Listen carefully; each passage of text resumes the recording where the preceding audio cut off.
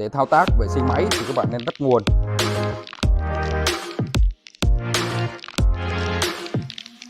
Sau đó là mình tiến hành tháo mũi khoan. Rồi sau khi mình tháo được mũi khoan thì vệ sinh mũi khoan.